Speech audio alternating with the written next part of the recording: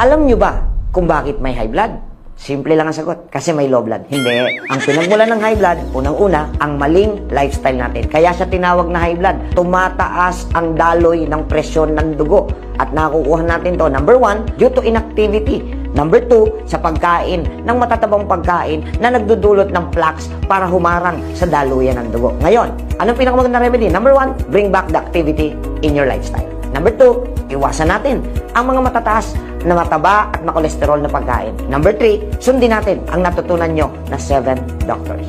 Kung hindi natin naaalagaan ngayon pa lang ang ating katawan, ang ating kalusugan, may posibilidad na ang high blood ay mauwi sa napakaraming komplikasyon. Isa na rito ay ang pagkakasakit sa puso dahil lumalapot ang dugo, mabilis po na pwedeng mahirapan ang puso. Pangalawa, may posibilidad din na tayo ay tamaan ng stroke na kung saan ang itong stroke na to ay nauuwi naman sa pagkabaldado ng ating katawan.